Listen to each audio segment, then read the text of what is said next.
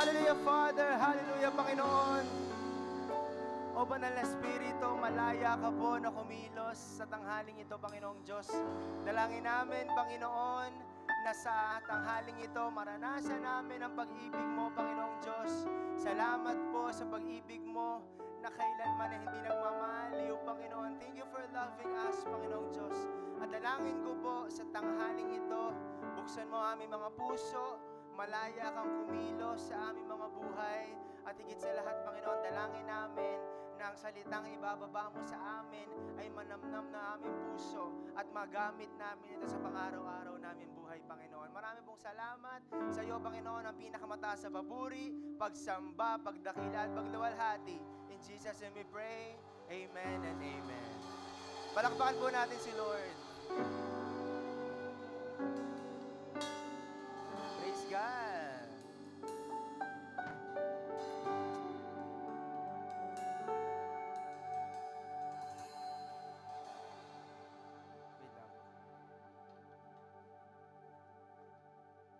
Yon, praise God po. Sino po ang naramdaman ng presence ni Lord? Amen po, praise God. Ako po muna ang magbe-preach ngayon dahil may sakit po si Pastora Zia. Okay, let's pray for her. So ngayon po ay ang pag-uusapan po natin last time. Nung nakaraang buwan po, ang pinag-usapan natin is about self-check. Tama po? Okay, sino ang nakapag-self-check na po? Okay, sino ang mas nakilala niya ang sarili niya? Yan, ano yan? Bagsak. Okay, praise God. Okay, so ngayon po, ngayong buwan ng June, ang pag-uusapan naman po natin is ang ating June series na Above All Else. Okay? Ang pag-uusapan po natin ngayong buwan ng June is Above All Else. But before that, let us first recite our calling verse. Luke 4, verse 18 to 19. Sa ulo na po ba ng lahat? Let us declare, "The Spirit of the Lord is upon me, because He hath anointed me to preach the gospel to the poor. He hath sent me to heal the brokenhearted, to preach deliverance to the captives, and recovering of sight to the blind, to set at liberty them that are bruised, and to preach the acceptable year of the Lord. Our God is Jesus, He is the Anointed One." Meron din po tayong culture. Let us recite. Number 1, I am a blessing. I am anointed. I am a deliverer. I am a good follower. I don't destroy, I build. I'm not seasonal. I appreciate everyone and everything. I'm part of something big. I'm in partnership with Christ, and I am not extreme. Okay, isa pong malakas sa palakpak sa ating Diyos. Yan. Before I start po, meron po bang bago o ngayon lang po naka-attend? Lahat po tayo, nakaka-attend na po dati po. Praise God. So ngayon po, sabi ko nga kanina, ang ating June series is all about love above all else. Ayan. So before we start, sabihin po na natin sa katabi natin, kapatid, ngayong buwan ng June, asahan mo, laging andun si Lord. Okay. Sa malakas sa palakpak kay Lord. Grabe. Tama naman po. Laging andyan si Lord. Okay? Naniniwala po ako na may experience natin ang love ni Lord for this whole month of June. Okay, so ang aking pong ituturo sa inyo po ay pinamagatan ko po na goal. Okay? Greatest of all is love. Okay? Sino po dito ang mapagmahal na tao? Taas ang kamay. Amen. Lahat po tayo, naniniwala po ako na lahat po tayo alam natin kung paano bang magmahal. Parang nakanta na po ano? Okay? Pero pag-uusapan po natin, paano nga ba magmahal si Lord? Okay? Kung alam mo na yung kung paano magmahal, ngayon pag-uusapan natin yung sinasabi ng Bible on how to love a person. Hindi lang po ito usapan ng magjowa or mag-asawa, but also kung paano natin mamahalin ang kapwa po natin. Okay po? Okay. So, punta po tayo sa ating verse, 1 Corinthians 13, 3-7. Ako po muna, tapos kayo po. Yan. Sabi po sa verse 3, "If I gave everything I have to the poor, and even sacrifice my body, I could boast about it. But if I didn't love others, I would have gained nothing." Next, kayo po ang babasa.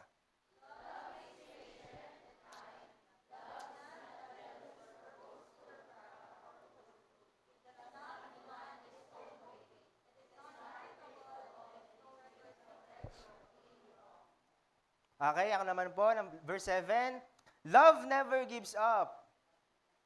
Asa po, verse 7. Love never gives up, never lose faith, and is always hopeful, and endures through every circumstances. Last slide, sabay po tayo, verse 13. And now these three remain, faith, hope, and love. But the greatest of these is love. Amen? Mga kapatid, hindi lamang February pinag-uusapan ng love, okay? Kasi po naniniwala po ako na hindi lang naman po February, tayo nagpapakita ng love. Tama po, okay? Naniniwala po ako na araw-araw, pinaparamdam po natin ang pag-ibig po natin. Amen? Praise God. So, kadalasan po, sa mag-asawa, mayroon po tayong goals. Sino po ang mag-asawa po? Taas ang kamay. Okay. Meron po tayong goals para sa family po natin. Tama po? Okay. Halimbawa, gusto natin ang magkaroon ng bahay, o gusto natin magandang trabaho para sa ating family. Okay, so meron po tayong iba't ibang uri ng goal. Even po sa estudyante. Ang goal ng student po ay mautas. Ano mautas? Makapagtapos. Okay?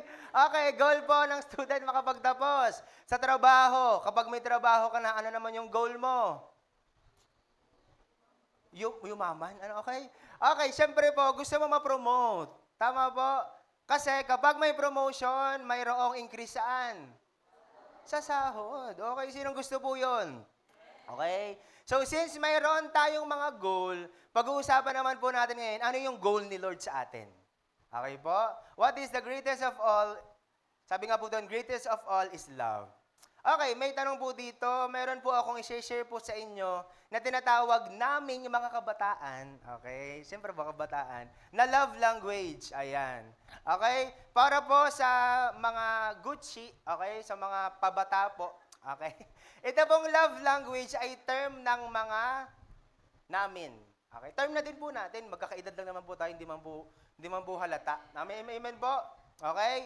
Una po, sa love language, baka po isa po sa kung saan po kayo magaling. Number 1, of course, meron po tayong act of service.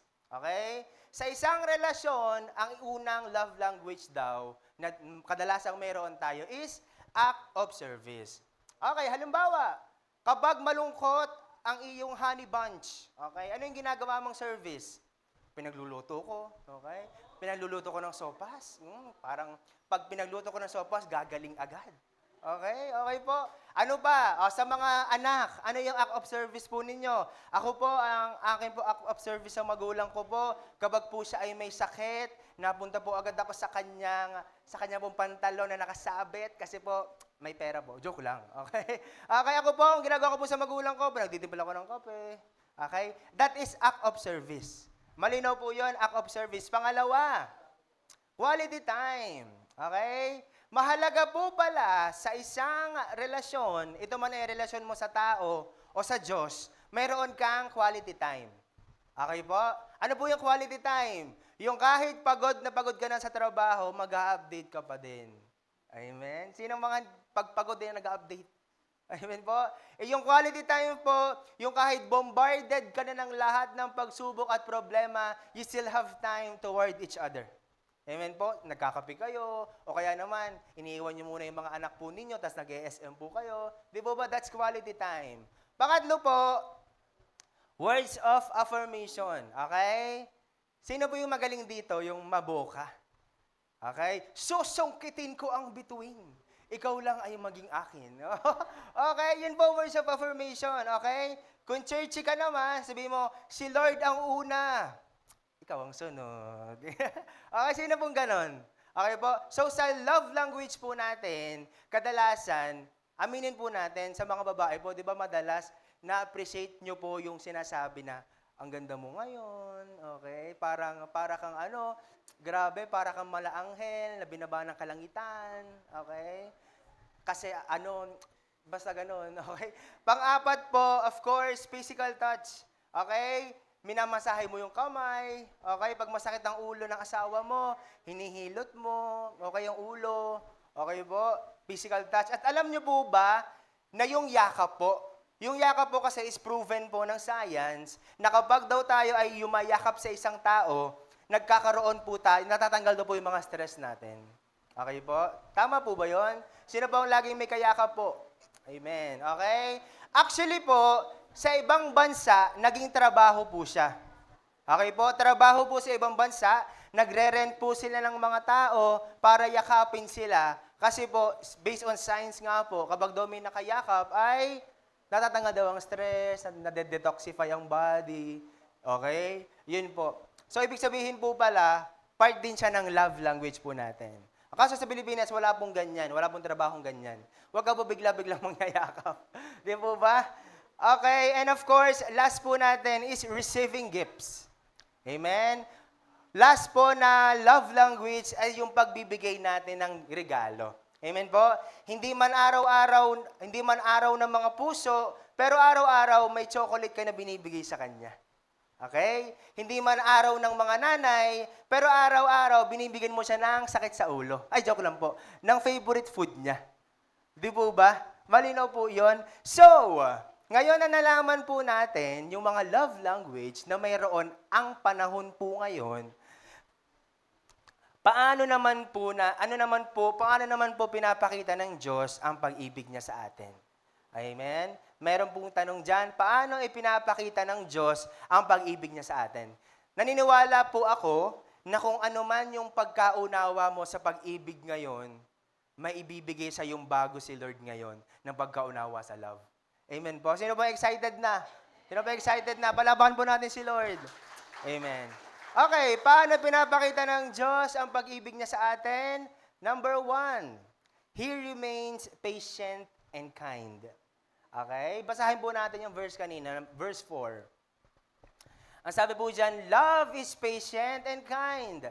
Love is not jealous or boastful or proud. Ano pong mapapansin natin? Ang love daw unang-una sinabi ay, grabe, kapag nagmamahal, kailangan mo ng mahabang pasensya. Amen po ba? Dahil may mga pagkakataon na yung taong mahal natin nakakaubos ng pasensya. Okay, tama po ba? Amen po, ayan. Halimbawa, sa pamilya natin, mga nanay, mahal na mahal niyo po ba mga anak po ninyo? Amen po. Pero minsan, kapag po kayo ay nasa bahay, tapos yung mga kalat nila, mga tubal, mga kung saan-saan nakasilid yung mga balat ng candy. Doon po ba, sabihin natin, para kayong may yaya. Okay po? Bakit hindi nyo ilagay ito sa tamang lagayan? Okay, pero bakit po nyo ginagawa yon? Dahil mahal nyo po. Okay, gusto nyo pong matuto. Tama po ba sa mga nanay? Halimbawa, dumating ka sa bahay, tapos grabe, pagkakain ng mga anak mo, yung mga pinagkainan, nasa lamesa lang. Sabi mo, ano ka kayo, kumain ka kayo sa restaurant? Di ba? Okay, so may mga pagkakataon na nasasabi natin yon hindi dahil galit na galit tayo sa kanila. Okay? Sinasabi po natin yon dahil sa future, kapag may family na din po sila, di po ba, maganda na ngayon pa lang, they already know how to do it. Tama po? Yan, love is patient and kind. Ano po pong sabi doon? Love is not jealous. Okay? Ang may karapatan lang pong magselos, tanong niyo po sa akin kung sino. Ang Diyos. Okay po? Alam niyo po ba sabi sa Bible, God is a jealous God. Okay? Kapag may sinasamba ka na ibang Diyos, aside from Jesus alone, nagseselos po si Lord. Pero sabi po dito, hindi daw dapat tayo magselos. Ikaw baga naman, mag-aasawa ka ng pugi. Di po ba? Mag-aasawa ka ng maganda, tapos magsisilos ka. Di po ba? Okay, so part po pala ng pag-ibig ay hindi dapat tayo nagseselos. Lalo na po, dapat sa isang relasyon, hindi po tayo pataasan. Okay ba? Di ba po, may mga pagkakataon po na ganun, na halimbawa, may mga pagkakataon na yung asawa nasa bahay, tapos yung asawa nagtatrabaho, tapos pag nag-away sila, minsan nababanggit na, pagod na ako sa trabaho, tan. Okay po? Alam nyo po, doon sa isang relasyon daw dapat po pala, mahalaga na hindi dapat po tayo ay hindi nagpapataasan. Okay po?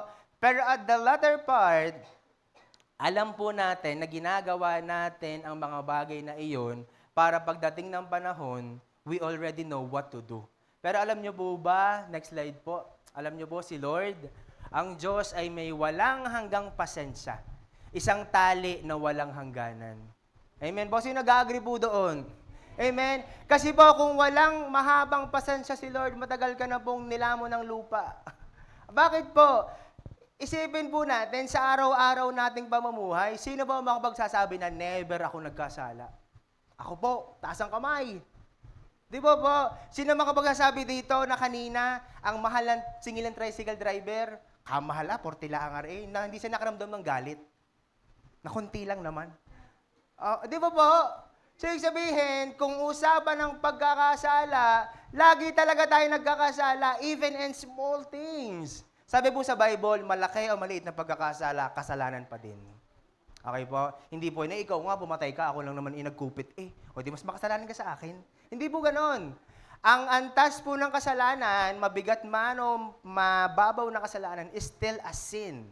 Okay? Pero ano pong sabi doon? Ang Diyos nagpapasensya po sa iyo. Sabi mo sa katabi mo, nagpapasensya sa'yo si Lord. Matagal na yung nagpapasensya si Lord sa'yo.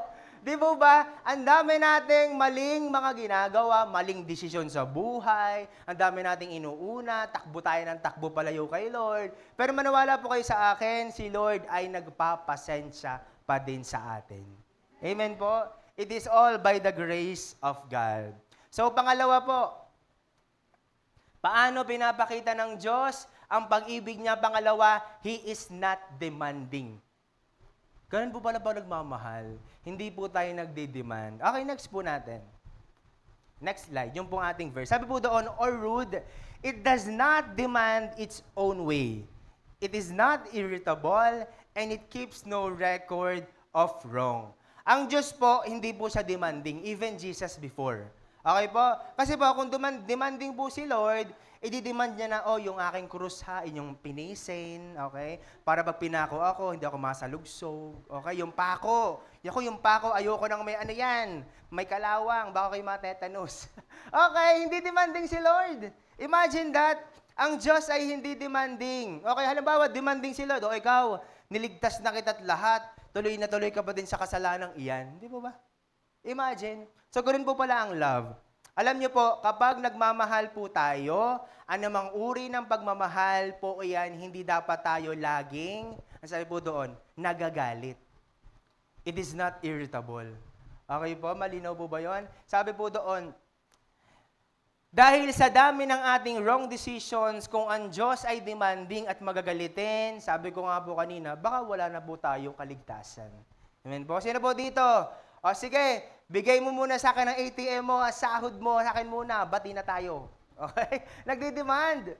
Okay, alam niyo po, sa pag-ibig daw po pala, sabi ni Lord, dapat hindi po tayo nagde-demand. Amen po? Kasi po, sa paningin po ng Diyos, tayo po ay pantay-pantay. Amen? Pero wag po natin kakalimutan, sabi po sa Bible, ang mga babaeng asawa daw po ay dapat magpasakop pa din sa kanilang asawang lalaki. Okay, so pangalawa po, God is not demanding. Pangatlo na po tayo. Yan. He keeps no record of wrong. Balik po tayo din sa verse 5. Sabi po doon, it does not demand its own way. It is not irritable, and it keeps no record of being wrong. Tandaan niyo po yung tinuro ni Pastora Zia last Sunday. Sino po nakatatanda? Sabi po doon, huwag na daw babalik saan? Sa nakaraan. Wow, nakinig. Wow, praise God. Okay? Kalimutan na daw alin? Ang nakaraan. Okay po? Ganon po pala kapag nagmamahal po tayo. Papatawarin natin at kakalimutan ang mga pagkakamaling nagawa niya dahil mahal po natin sila. Ang hirap po. Mahirap po ba madali? Mahirap. Pero God is telling you today, you must keep no record of wrong. Halimbawa po, pag kayo nagmamahalan, ay halimbawa si Jesus, di ba po, sa kalangitan nakikita tayo ni Lord. Amen? Kumbaga siya ay nasa taas, tayo ay nasa baba. Halimbawa, may hawak si Lord na listahan. Okay, nagre-record siya. Ikaw, addict. Mamamatay tao. Okay. Paano pag nagre-record si Lord ng ganon? Sabihin, pag umakit tayo sa langit, ang dami nating record, listahan ng kasalanan na gawa natin. Okay po? Hindi po ganun si Lord. Kasi dahil mahal tayo ni Lord, He keeps no record of wrong. Ganon din po kapag nagmamahal. Okay? Hindi po natin isusumbat yung mga bagay, hindi magandang bagay na nagawa niya sa Kanya. Okay, malinaw po yun. Halimbawa po ay, nasa na po tayo? Halimbawa po ay sa inyong mag-asawa. Okay po, bumili si Mrs. ng pang make-up. Wala na kayong pambayad ng kuryente. Sabi ni Mrs. Sabi ni Mrs. Sabi ni Mr. Wala na nga tayong pambayad ng kuryente. Bili ka ba ng bili ng make-up? Ikaw na nga pinakamaganda sa aking paningin. Sasabihin naman, isusumbat naman ni Mrs. Ikaw nga inom ka ng inom. Okay, di ba? Bakit po nasasabi yon? Kasi po, tinatandaan, nire-record sa isip ang nagawang kasalanan. Okay? Kapag po ganon, hindi po pala pag-ibig yun. Bakit po? Kasi sinusumbat mo na. Okay po? So kapag pala tayo ay nakakagawa ng mali sa isang relasyon, dapat ay hindi natin nire-record sa isip natin. Lusot, sabi ni na sir. Sabi po ng mga kalalakihan, lusot na ako. Sana makalimutan na ni Mrs. Sana tumatak talaga sa kanya. Okay po, yon. He keeps no record of wrong. Pang-apat, he never lies. Amen po? He never lies. Sabi po sa verse 6, it does not rejoice about injustice, but rejoices whenever the truth wins out. Gusto ko pong isipin niyo po ngayon, ano po yung promise po sa inyo ni Lord? Di po ba sino po nagda-devotion? Sino maalam mag-devotion? Amen. Yung devotion po, yun ay magpe-pray ka. Okay? Kapag nag-pray ka, sabi mo, Lord, bigyan niyo po ako ng salita na galing po sa inyo. Okay po. And then, pag buklat niyo po ng Bible, wow! Sumakses ka. Okay? Parang pag binabasa mo yon, naniniwala po ako, may magre-rema po sa inyo. Okay? Sino po nababasa ng Bible? Taas ang kamay. Amen. Lahat po tayo, walang hindi. Okay, kapag nagbabasa ka po ng Bible, halimbawa, tinanong mo kay Lord, Lord, yayaman ba ako? Tapos pagbukat mo, I will supply all your needs according to your riches in glory. Okay, promise ni Lord. Tama po, halimbawa po ay magkakapag-asawa na po ba ako, Lord? Sabihin ni Lord, serve me more. Ang tagal na, Lord, serve Oo, serve me more. Okay? Yan ang promise ni Lord. Kapag gusto mo ng salita ni Lord at pangako ng Diyos, magtanong ka kasi kay Lord. Amen. Kapromise, pag po nagbasa kayo ng Bible, imposibleng walang magre-rema doon. Ang gawin niyo po, i-highlight po ninyo, ito ang sinabi ni Lord sa akin, ito ang pangahawakan ko, pag dumating ang panalangin ko, naniniwala ako na galing ito kay Lord. Amen po. Okay, palakpakin po natin si Lord. Let us give God the best clap of praise. So, truly po, He never lies. Even sa relationship po natin. Alam niyo po, kahit yung maliit na kasinungalingan or pagtatago po natin, it still lies. Yun po ay pagsisinungaling pa din. At ang kasalanan po, sabi sa Bible, habang tumatagal, lumalaki siya ng lumalaki hanggang sa ito na ang nagkokontrol sa'yo. Okay po? Ang kasalanan po pala, kapag sabi mo, hindi, ngayon lang to, ito ay, konti lang naman to. Pero kapag nagtuloy-tuloy po yan, para siyang tanikala na nakatali sa ganto mo at sa likod mo. Naglalakad ka na pagod ka, na nahihirapan ka. Bakit po? Kasi nagkakasala tayo. Amen po. Kasi, hindi po kasi natin kita yung supernatural world. Okay, if you guys have open vision, marirealize po natin na grabe ang battle na nangyayari sa supernatural world. Amen po. Kaya dapat po tayo, ang sandata lamang sa mga atake ng kaaway na hindi nakikita, yung mga pang-sandata natin, of course, is our supernatural God. Amen po. Ayan. So sabi nga po sa Bible, sasamahan tayo ni Lord. Yung mga umattend po sino po umattend ng Wednesday? Yung empowered night. Amen. Diba sabi po doon, lilipad daw po tayo tulad ng agila. Amen. At the same time, sasamahan daw po tayo ng Diyos, ano man po kung mangyari. Wow, praise God. Kaya po dapat po tayo, kapag may mga ganun pong gawain, attendan po natin ang attendan. Kasi po, dun po ay, nag-i-invest po tayo sa ating spiritual life. Amen po? Okay. And of course, halimbawa, ano bang promise sa'yo ni Lord? Promotion, promise na blessing, promise of better life, or promise of partner, okay? Ibig sabihin, let us all be honest. Okay? Alam ko po, may hinihipo po sa atin si Lord ngayon na mga puso. Amen po. At naniniwala po ako na since hinihipo na Lord ang puso mo ngayon, mamaya aaminin mo na. Sabi mo sa katabi mo, aminin mo na. Oo, aminin mo na, parang di na magtagal.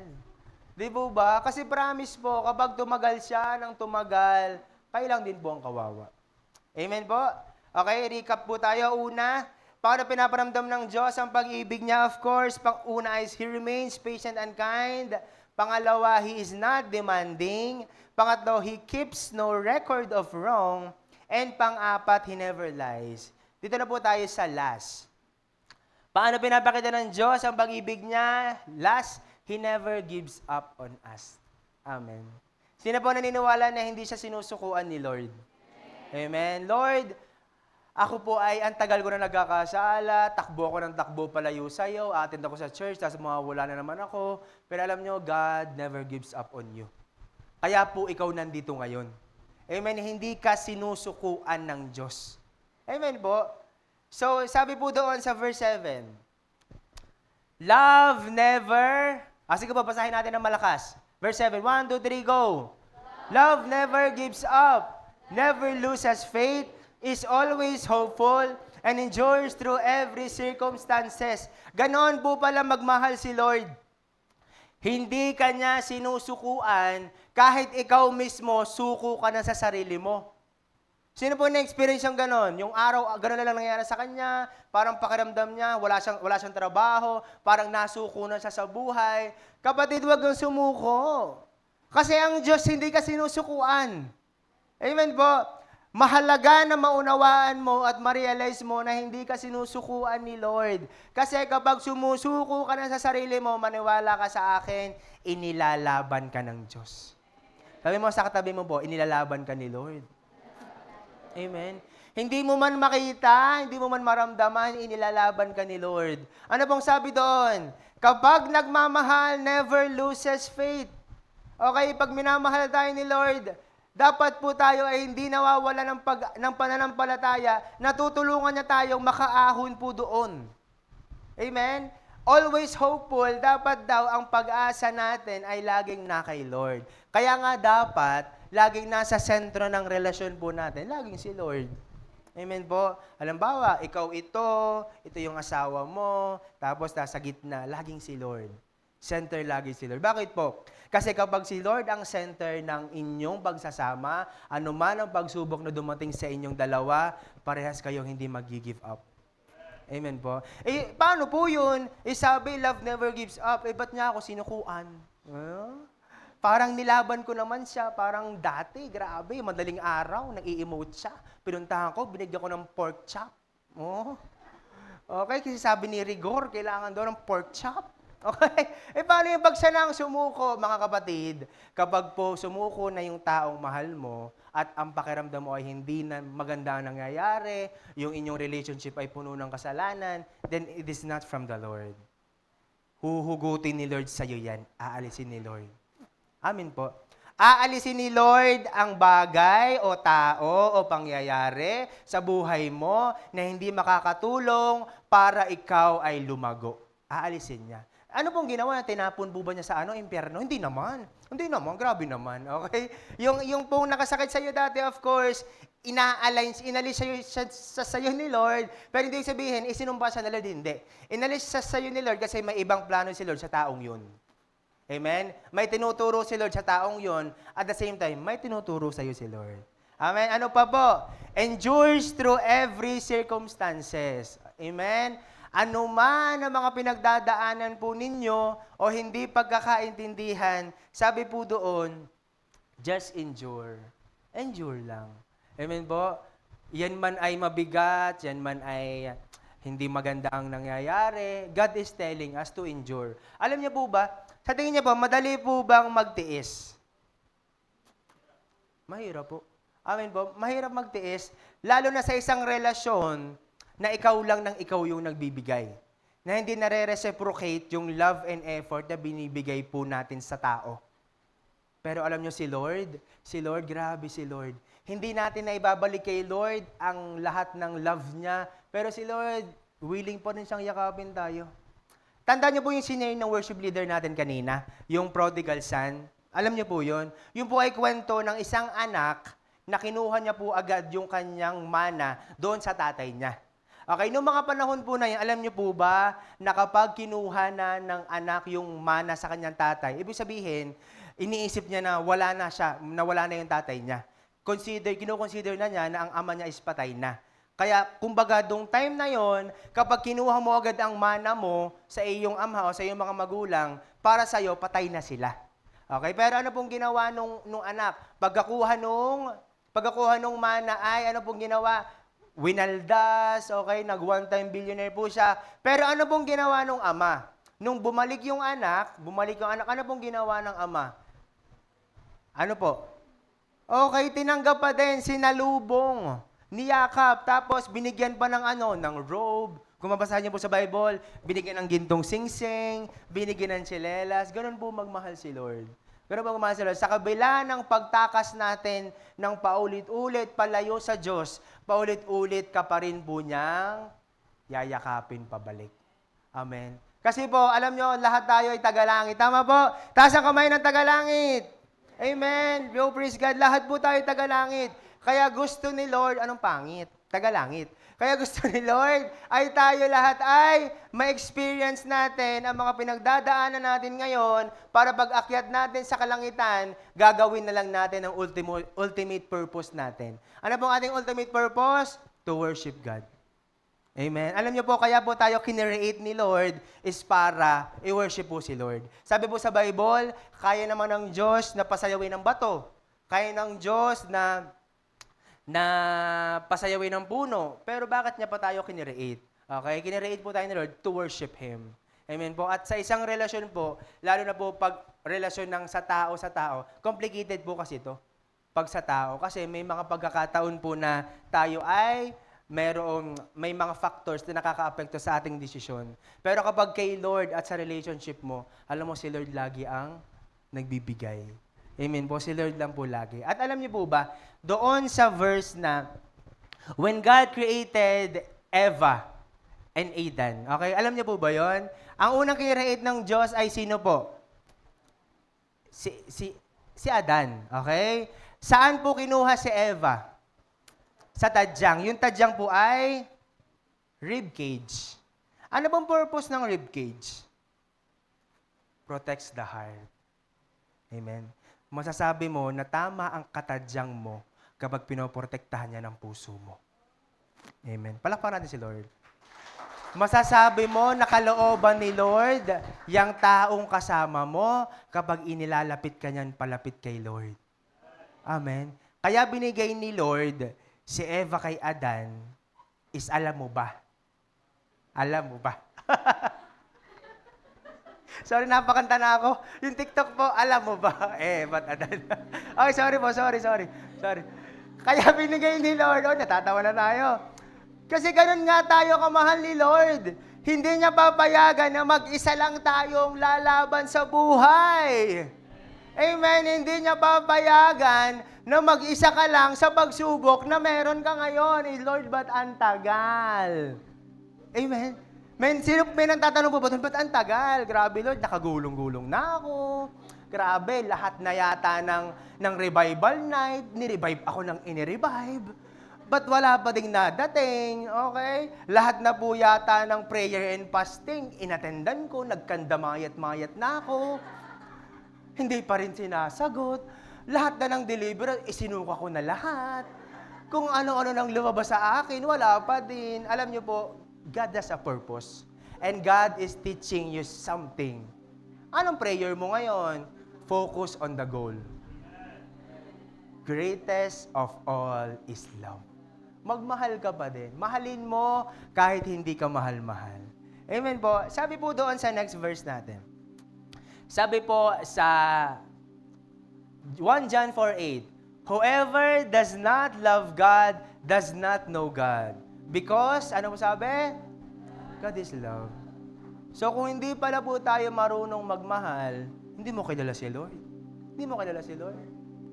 Alam niyo po, si Lord, kaya niyang paputiin ang kasalanan natin na gaya ng isang nyebe. Amen po. Sino po yung alam yung verse na yon?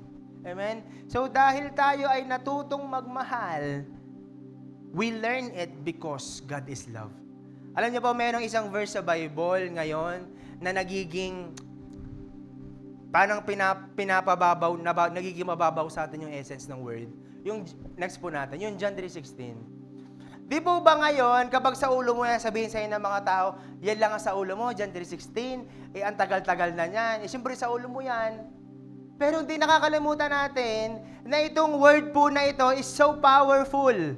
Huwag po natin itong ilalang lang. Pag tinanong ka, anong sa ulo mo? John 3:16 sa ulo ko. Huwag mo sabihin na, anong sa ulo mo? John 3:16 nga lang. Okay, hindi po ganon. Because this is so powerful. Kapag pinag-uusapan natin ang pag-ibig, dapat, ang sabi po dyan, for God so loved the world that He gave His only... Oh, grabe! Kapag grabe magmahal ang Diyos dahil ibinigay niya ang kanyang bugtong na anak para sa iyo. Huwag mo ilalang to. Natuto kang magmahal dahil una kang minahal ng Diyos nung ibinigay niya si Jesus para sa iyo. Ano pong kapalit po noon? Para tayo daw po ay lahat ng maniwala in Him shall not hindi daw maghihirap dahil dati po, yung mga Old Testament, ang kabayaran ng kasalanan ay kamatayan. Automatic, pag nagkasala ka, impyerno ka. Pero since binigay ng Diyos Ama si Jesus, ngayon hihingi ka na lang ng tawad, libre na ang kaligtasan mo.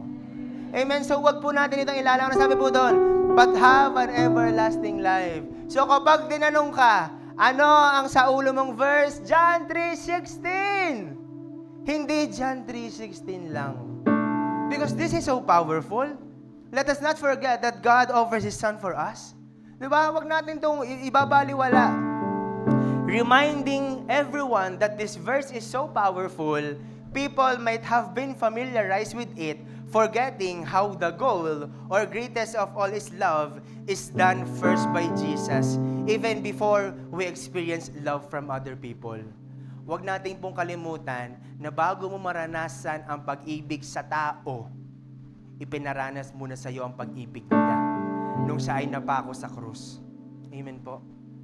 Sabi po doon, to attain the goal or greatest of all is love, love above all else begins by forgiveness. Paano po yun? Ang bigat ng nagawa niya sa akin. Grabe. Paano ako mahirap po ba magpatawad? Actually, mahirap po. Aminin po natin, mahirap. Lalo na kapag ang ginawa sa'yo is nayurakan ang pagkatao mo. Lalo na kapag yung nagawa sa'yo ay bumago ng buhay mo. Amen? Mahirap po magpatawad. Pero God is telling us today, focus ka lang sa goal. Amen po. Focus ka lang sa goal. Today, our goal is to show God that we are ready to love other people, it begins by forgiving them. So, sure up po ako ngayon, may naiisip po kayong tao na nakasamaan nyo ng loob. Amen? May naiisip po kayo na isang tao or madami sila na may tampo po sa inyo. Alam nyo po, masasabi mo na napatawad mo na ang taong yon kapag naalala mo siya, hindi mo naman, kapag nakalimutan mo na yung nagawa niya. Halimbawa po, mapasabi mong napatawad mo na siya, na kapag nakita mo siya, ngingitaan mo siya ng tunay, hindi plastic. Hindi, napatawad ko na to, pero nung naalala mo yung ginawa niya, parang may konti pa din eh. Pag may konti pa din, hindi ka pa din nakakapagpatawad.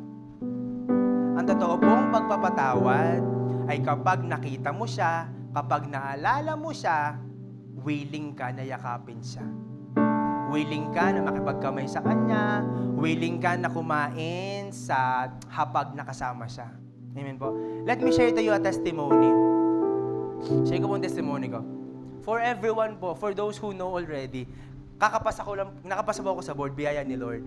Biyaya po ni Lord. Pero bago po ako makapasa sa board exam, actually, nag-file po ako ng aking, since ako po ay fresh graduate, nag-file po ako ng aking, ano nga po yun? Yung pagpa-file po ng exam sa PRC, 1 week, patapos na po yung pagpa-file. So ako, kumbaga, iniisip ko noon, nagda-doubt pa din ako noon.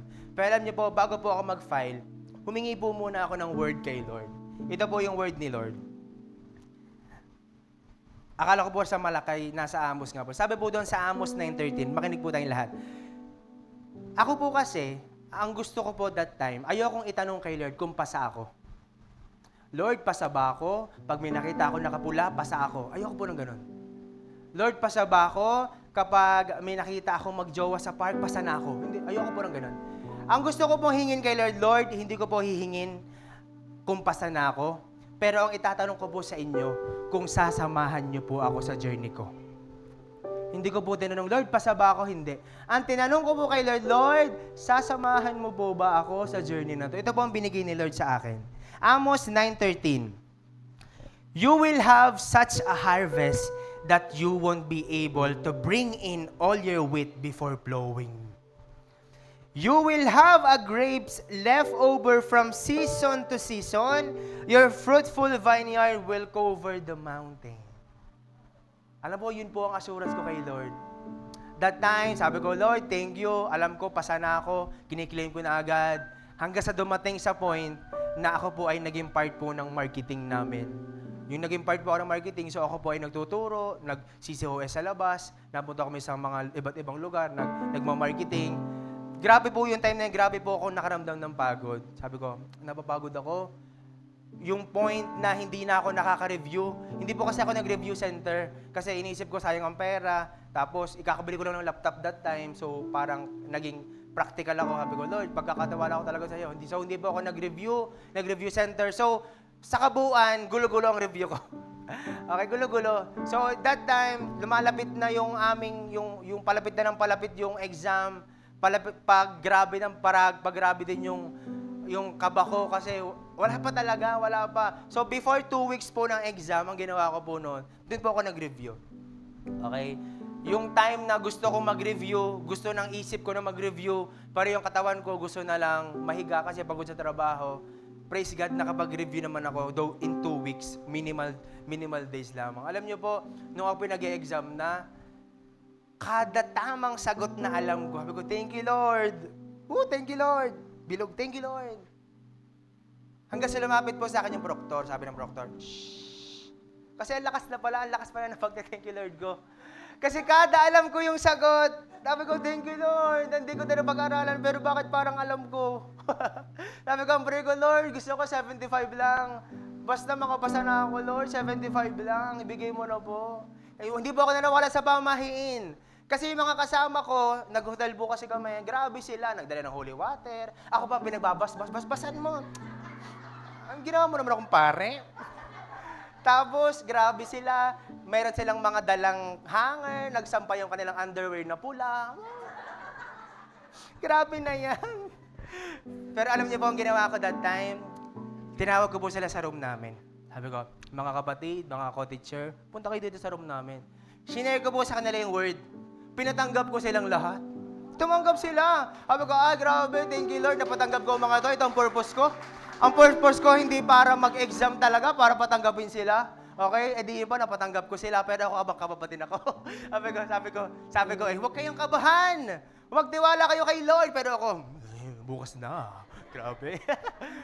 Pero alam niyo po, yun nangyari nga po, nag-exam ako, tapos after po ng exam, lumabas po ako ng school, sabi nila, huwag titingin, huwag lilingon. Tumingin pa din ako, tara na.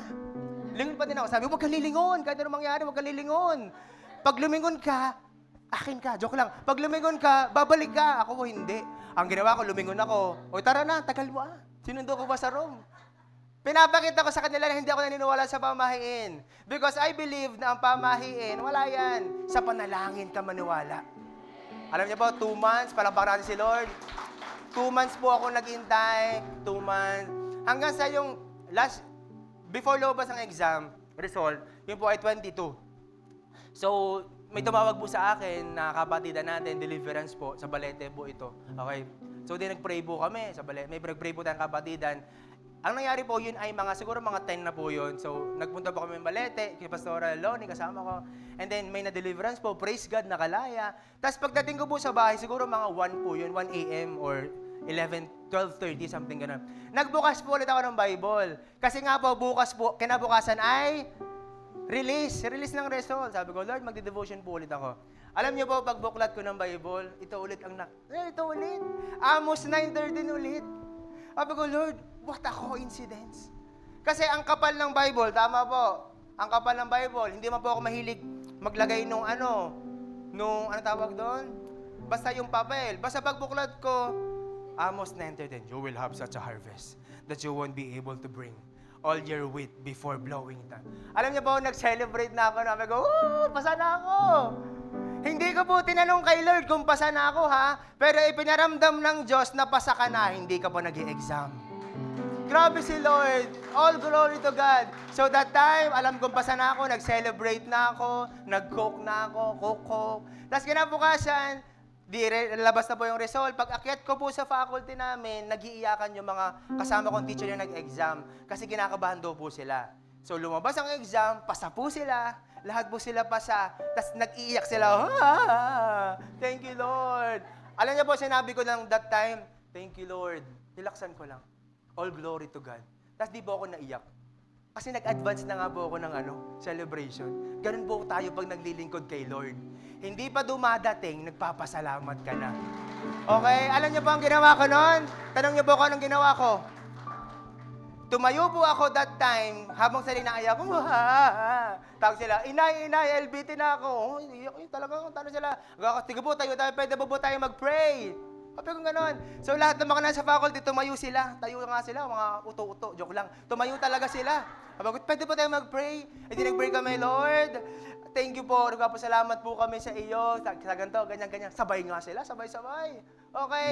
So tunay ang sinabi ng Diyos sa kanyang salita. Hindi ikaw ang magsasalita, ako. Amen? So kung ikaw ay nag-aalinlangan ka na i-share si Jesus sa family mo, hindi ikaw ang magsasalita, ako. Amen po? So palakpakan po natin si Lord. Paano po nangyari yon? Dahil nga si Lord ay may goal. Greatest of all is love. Dahil mahal na mahal ka nga ni Lord. Amen po? At dahil doon, ang goal mo din dapat, mahalin din si Lord. Amen po? Can we close our eyes today? Let us close our eyes. Alam niyo po, before I study this word, bago ko po hingin kay Lord ang salitang ito, nagpe-pray po ako kay Lord. Lord, sabi ko, Lord, ano po yung gusto mong sabihin sa amin sa tanghaling ito? And ito yung binigay ni Lord. Naniniwala po ako na pupunuin tayo ni Lord ng pag-ibig. Come on, just close your eyes. Sabi po doon, para lubusan natin na tayo makapagmahal, dapat daw ay nagpapatawad tayo.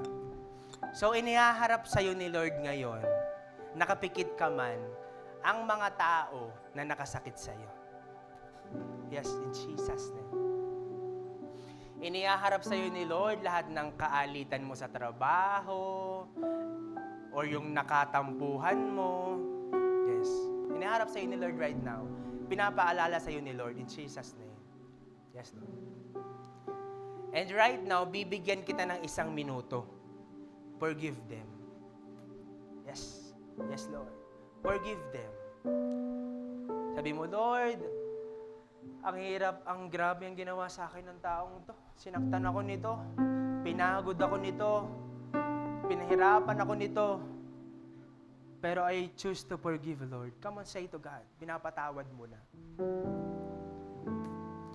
To attain the greatest of all is love, it begins by forgiveness. Lord, nahihirapan po ako. Ang hirap patawarin ng taong to. Ang grabe yung sakit na iniwan nito sa puso ko. But God is telling you today, anak, just forgive. O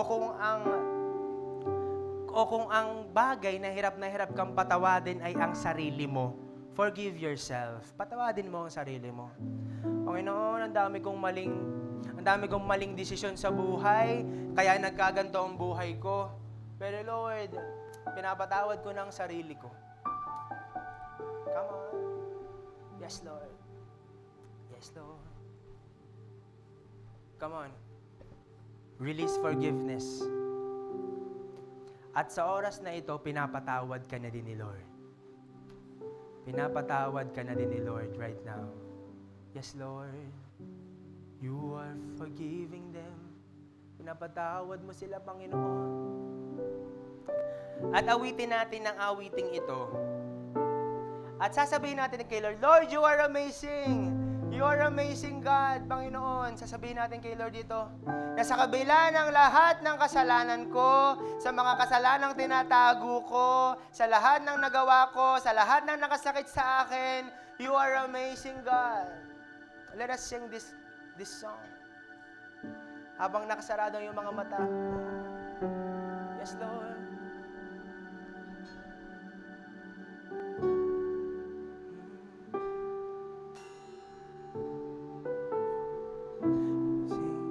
In all of your ways, faithful in every season that I take, you created everything by your passion, and by your light the darkness fades away. Isang pa, you are amazing in all of your ways, faithful in every season that I take. You created everything by your passion. Tatayo po tayong lahat. And by your grace, the darkness fades away. Let us all stand up to God. You are amazing, God, forever and ever. Your faithfulness, O Lord, beyond our comprehension. You demonstrate your love by offering your blood. You died and rose again to give us life again. Sing, you are amazing, God, forever and ever. Oh, your faithfulness, O Lord, beyond our comprehension. You demonstrate your love by offering your blood. You died and rose again. Isang pa, taas natin ang kamay natin sa Diyos. Sabihin natin, you are amazing, God, forever and ever. Your faithfulness, O Lord, beyond our comprehension. You demonstrate your love by offering your blood. You died and rose again to give us life again. Taas natin ang kamay natin. You are amazing, God, forever and ever. Yes, Lord, napakabuti mo. Your faithfulness, O Lord, beyond our comprehension. You demonstrate your love by offering your blood. You died and rose again to give us life again. Come on, continue to close your eyes. I encourage everyone, awitin natin to kay Lord habang nakataas ang kamay natin. Just say to God, yes, Lord, napakabuti mo. As we sing this song, sing. You are amazing, God, forever and ever. Your faithfulness, O Lord, beyond our comprehension. You demonstrate your love by offering your blood. You died and rose again to give us life again. You are amazing, God, forever and ever. Yes, Lord, napakabuti mong Diyos. Your faithfulness, O Lord, beyond our comprehension. demonstrate your love by offering your love. You died and rose again to give us life again. Oh, palakpakan natin si Lord. Yes, Lord, as I pray for you, Lord God, I pray sa bawat isa na nandito ngayon, Panginoon, nakasakasama namin, na nakapakinig ng iyong salita, Panginoong Diyos. Dalangin ko, Panginoon, na sila, Panginoon, sa oras na ito, ay pinatawad mo na sa lahat ng kasalanan na gawa nila, Panginoon. God, kung meron man sa mga taong ito ang nangangailangan ng Panginoong Diyos kagalingan sa sakit at karamdaman, pinagaling mo na po sila in Jesus' name. In Jesus' name. Lord God, hindi pa man dumadating ang panalangin nila, tinugon mo na sila in Jesus' name. And Lord God, I pray, Panginoon, na sa anumang desisyon nila sa buhay, Panginoon, kasama ka nila. I declare that their goal, Panginoon, is to spread love, O God, in Jesus' name. Panginoon, marami pong salamat. Ingatan mo sila sa araw-araw. Protektahan mo kami, Panginoon. To you be the highest praises and highest glory and highest honor. In Jesus' name we pray. Ang lahat po ng anak ng Diyos ay magsabi ng Amen and Amen.